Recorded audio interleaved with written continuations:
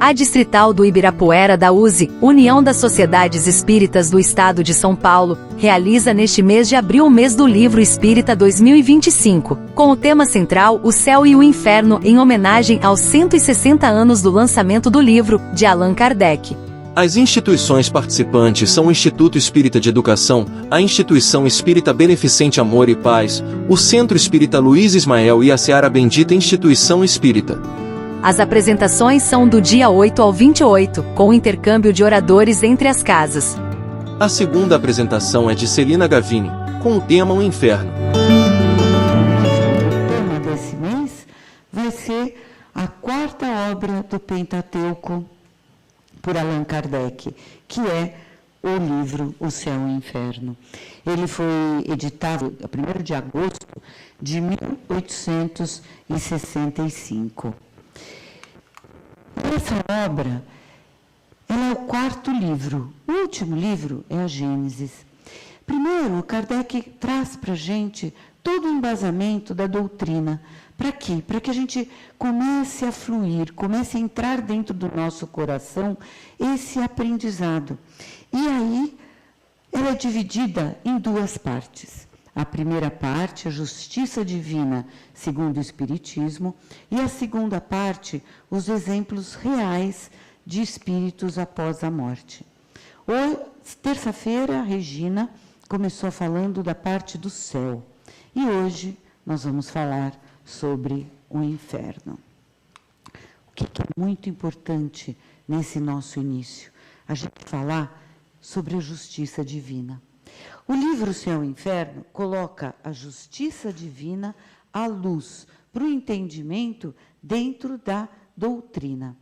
Ele quer mostrar que da imortalidade do espírito e o que ele precisa, o que nós precisamos para que a gente possa usufruir disso, usufruir da vida dentro do mundo espiritual. E a justiça divina? O que é a justiça divina? Ela é sabedoria e o infinito amor de Deus. Deus é justiça, Ele é amor. E dentro dessa infinidade, esse infinito amor de Deus, Ele vai falar que a cada um será dado segundo as suas obras, segundo as nossas necessidades, segundo o nosso merecimento, a nossa ação. E vai estar de acordo com o quê? Com o progresso individual de cada um de nós e o nosso aprendizado. No início, Kardec começa a discorrer sobre cada parte do que o inferno representa, desde a antiguidade. Então, ele começa na Grécia, quando ele fala de como são transportados e como é visto o inferno. E ele fala de Sísifo. Sísifo é ele. Ele era o quê? Um rei de Corinto. Só que ele era um criminoso obstinado, que ele assaltava os viajantes. E daí Sísifo morre. E Zeus condena ele ao inferno. E o que ele vai fazer lá no inferno? Ele fica empurrando essa pedra. Então, ele é condenado a sempre empurrar essa pedra. E ele vai empurrando essa pedra morro acima. Quando ele chega lá no cume, quando acha que vai depositar, a pedra rola toda para baixo. E essa é a condenação dele. Passar a eternidade, que é no inferno, empurrando essa pedra. E aí vai. E aí ele começa a comparar o inferno dos pagãos e dos cristãos. Qual que era a diferença? O que eram pagãos? Pagãos eram aquelas pessoas que tinham a religião ou a crença politeísta. Eram todos aqueles que não eram nem cristãos, nem judeus, que seguiam a crença judaica.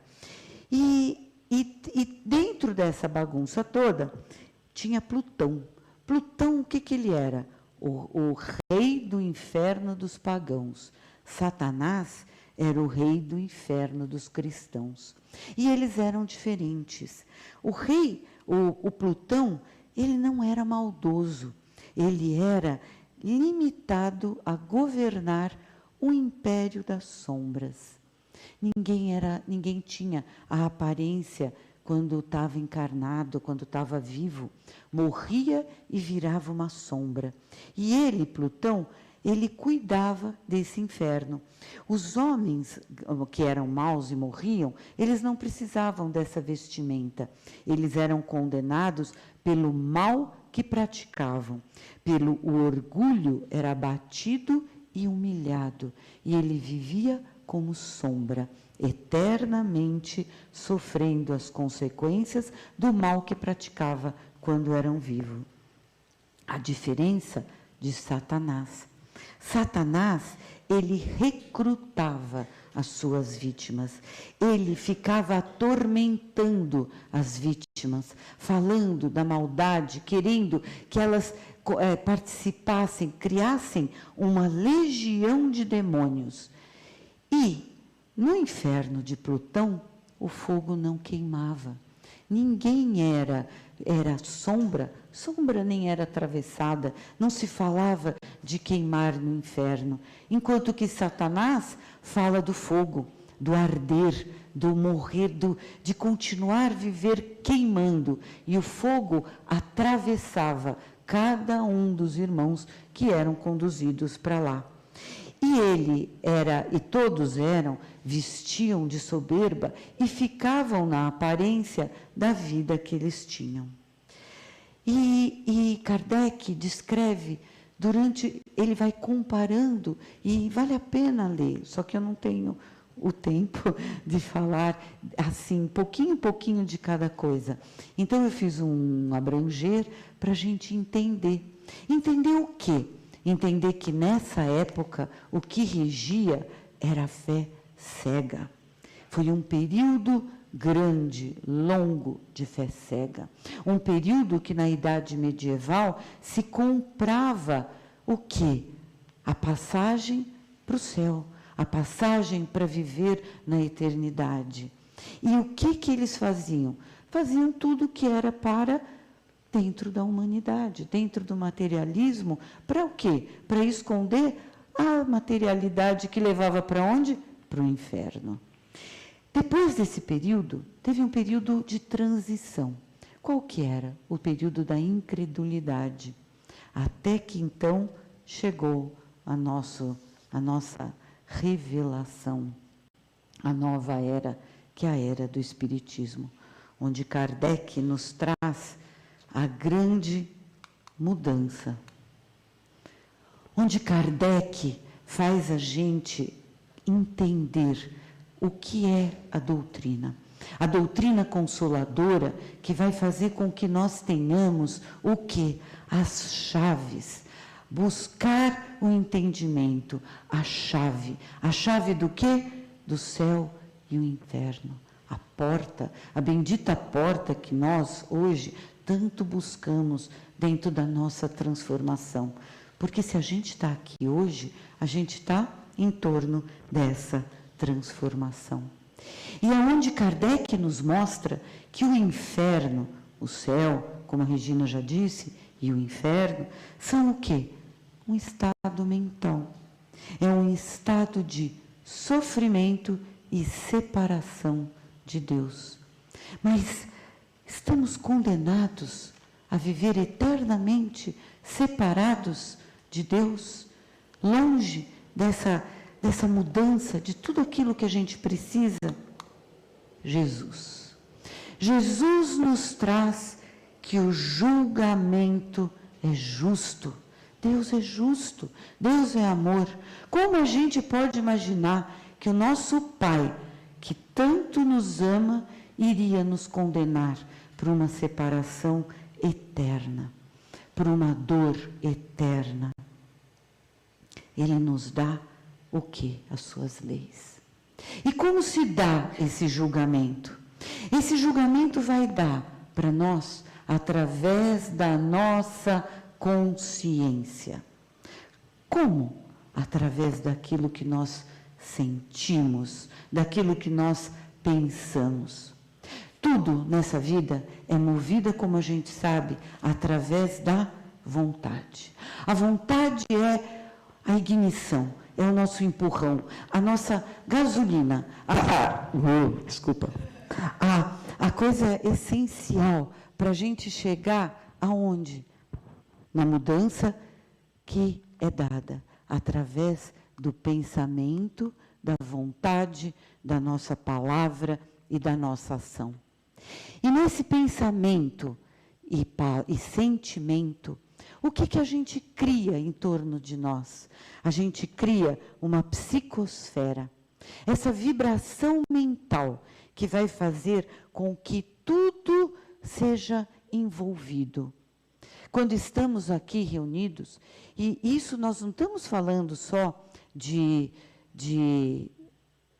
uma coisa esotérica, hoje é comprovado. O pensamento, ele é o quê? Vibração, energia eletromagnética. Estamos todos aqui hoje.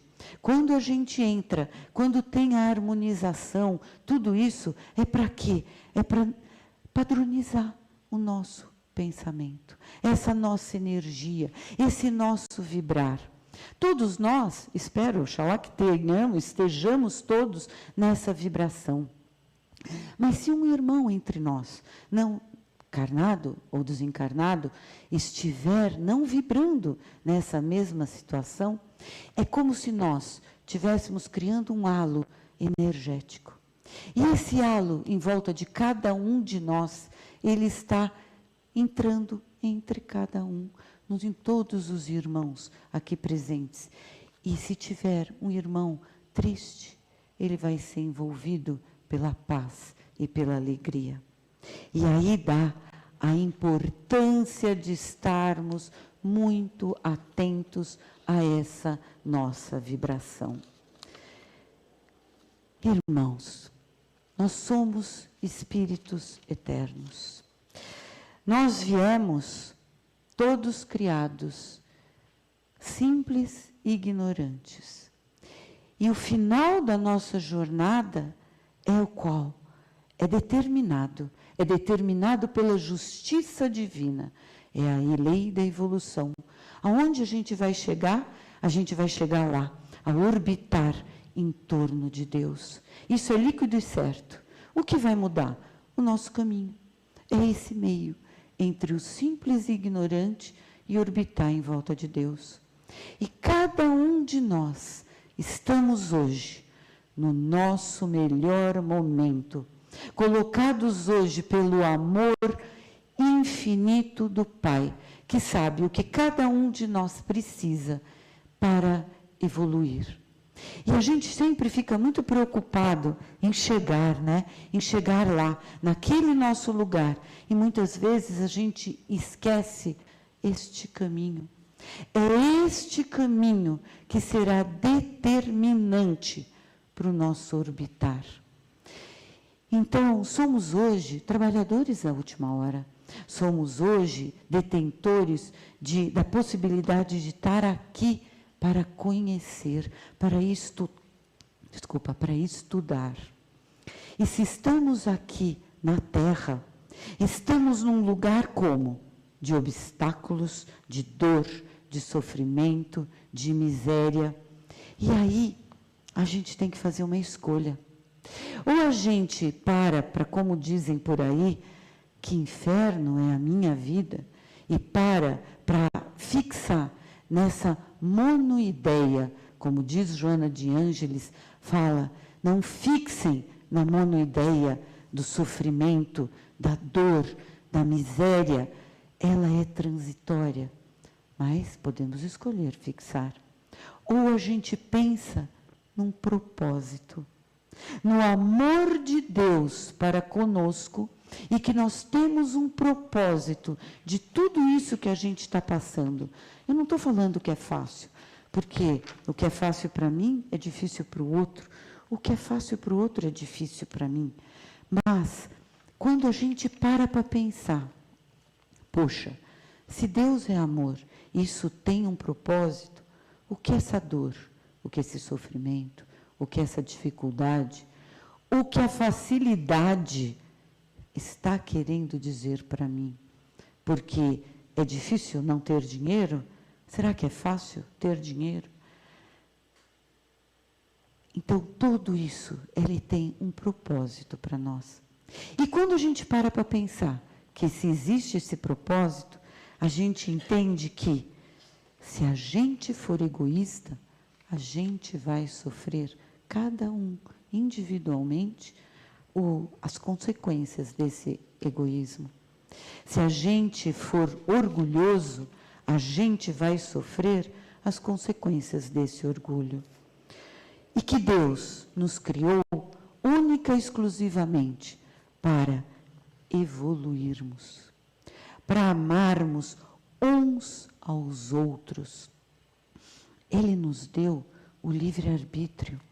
O livre-arbítrio para o nosso julgamento, frente àquilo que a gente vai aprendendo. Como é que fala? Podemos escolher tudo que me é permitido, mas nem tudo me convém. A gente vai aprender com os nossos erros. E dentro do amor divino, ele vai nos dar a chance do perdão, da renovação. Somos os filhos pródigos. E ele, Pai, nos abraça a qualquer época. E dentro dessa possibilidade de renovação, ele vai nos dar o quê? As condições para podermos crescer e escolher e nos transformarmos. E aí eu pergunto, e o inferno então? Ele existe? Se ele é só uma criação mental nossa, mas vai dizer, poxa, eu estou aqui na Terra, será que esse inferno existe? Sim e não. Vai depender do quê? Das escolhas que nós fizermos. Como eu disse, com o nosso pensamento e aonde a gente vai vibrar. Mas e a salvação? Ela existe? Ela vai existir sempre, porque nós estamos fadados à evolução. Nós evoluímos, o mundo evolui, o universo evolui. E nós temos tudo à nossa disposição. O semeador saiu a semear. Todos nós vamos jogar as nossas sementes que estão dentro de cada um de nós e nós vamos colher. Por quê? Pela a lei da ação e reação. Como é que Jesus nos falou? Ele dá as suas leis para o nosso julgamento. E dentro da lei da ação e reação, tudo me é permitido, nem tudo me convém. O semear é obrigatório, mas o semear é livre, mas a colheita, ela vai ser sempre obrigatória. E quem se salva? Jesus fala, aqueles que consolam os doentes, os órfãos, os que se aperfeiçoam, os que amam o próximo, os que trabalham pela justiça e pela verdade, todos seremos salvos, todos seremos consolados. O que nós precisamos? Nós precisamos perseverar. Nós precisamos perseverar e persistir, com o conhecimento que o Evangelho nos dá. A quarta obra do Pentateuco, e termina com a Gênesis. Deus, na sua consolação, nos trouxe tudo, e nos traz tudo dentro do Evangelho. Só basta a gente andar e colocar tudo na prática, tudo no Evangelho redivivo. É trazer do verbal, desses 2 primeiros ouvidos que estão ouvindo, que são os meus, que eu sou a primeira pessoa de tudo isso que eu estou falando, a tomar cuidado e falar, olha, qual o propósito? Dentro de tudo que a doutrina nos traz, o perseverar e o persistir. Qual a diferença? Perseverar é nunca desistir. E o persistir poxa, não deu certo, é continuar dentro da meta, dentro do objetivo, num outro caminho. Não é para ir por aqui, é para ir por ali. E assim a gente continua indo. Mas tendo a noção de que a chave está sendo dada para cada um de nós dentro do Evangelho. E que, como Joana de Ângeles fala, não fixar na nossa monoideia do inferno de cada um de nós. Porque quem não tem remorso, quem não tem raiva, quem não tem medo, quem não tem angústia, somos seres em caminhar. E como a gente vai duvidar do Pai que tanto nos ama e que vai deixar a gente sozinho? Não, o Evangelho não conta que estamos na Semana Santa, na Quaresma, está chegando aqui, semana que vem, né? Não é semana que vem, é. Onde quantos sirineus são colocados na nossa vida? Quem é Sirineu? Sirineu foi o cara, aquele lá que ajudou Jesus a carregar a cruz. Então, quantos sirineus são colocados na nossa vida para a gente persistir, para a gente perseverar? Quantos irmãos são colocados na nossa vida para nos escandalizar, para fazer ver, Celina, você se banca uma de fofa, bonita, com os véus que só a gente aqui na terra enxerga, mas que os irmãos espirituais veem, eles me veem em essência, o quanto eu luto, o quanto eu erro, o quanto a gente levanta. No Evangelho de Jesus, todos aqueles que iam e se ajoelhavam, Jesus pegava na mão e levantava. Esse símbolo é o que a Joana de Ângeles fala, para não parar na monoideia. Levanta e segue. Não é o mal, o inferno de cada um de nós que nos define. O mal não existe por si só. Ele é a ausência do bem. A escuridão não existe por si só. Ela é só a ausência da luz, a luz da candeia. Colocai em cima da mesa. Então, tenhamos o BIP, né? A benevolência, a indulgência e o perdão, primeiramente, para cada um de nós. A gente só vai sair desse nosso inferno, que é mental, que é de coração, que não existe. Deus é amor. A gente só vai sair dele quando a gente tiver um alto amor, alto perdão, auto benevolência, auto indulgência.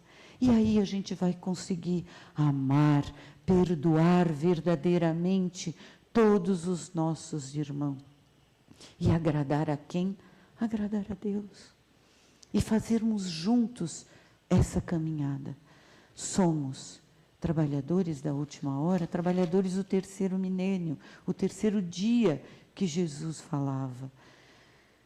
Deus permita que nós possamos mudar junto com o mundo, porque quem muda para renovação e sai do expiação, somos nós, somos de dentro para fora. Lembrando que Deus mora onde? Dentro de cada um de nós. Não lembramos tudo aquilo que temos que mudar, transformar, resgatar, tudo aquilo que cada um de nós vem lutando e já sabe. Mas nós só não lembramos, mas está aqui dentro de nós. E é de passinho em passinho, não precisa passos largos. Somos filhos pródigos, Deus vai nos abraçar. E Ele nos conhece como? Ele nos conhece pelo nome. E assim, irmãos, vamos juntos pegar, eu falei que eu tinha que pôr o slide daquela porta. Vamos pegar a chave e abrir a porta, passar pela porta estreitinha e chegar no nosso céu. O céu é individual a cada um de nós. E Deus nos quer ali do lado dele, mas tem o caminho para chegar a qualquer lugar. Então vamos ser caridosos com nós mesmos e fazer a transformação sem martírio, com luta, com amor, lembrando sempre que tudo de Deus é verbo, mas não é um verbo de coisas tristes, ele é um verbo para cima, é um verbo para o céu, como todo mundo olha no céu, resplandecente, ele nos traz paz, nos traz tranquilidade, nos traz amor, e a gente lembrar isso. Nós estamos vivendo um mundo que põe a gente para baixo. Vamos amarrar as nossas mãos para não ficar enviando tudo sem ler, para ficar vibrando positivamente nos verbos que Deus faz, que é amar, que é lutar, que é andar para frente, que é fezear, que é transformar essa fé em fé de amor, de luz, e a gente vai conseguir, pouco a pouco, passar pela porta estreita e nos ajudando, nos transformando com a graça e com a paz e com o amor e com a ajuda do Mestre Jesus. A Distrital do Ibirapuera da USE, União das Sociedades Espíritas do Estado de São Paulo, agradece sua visualização e convida a assistir à próxima apresentação. Será de Kátia Negreiros, falando sobre espíritos felizes. USE Distrital do Ibirapuera, difundindo o conhecimento espírita.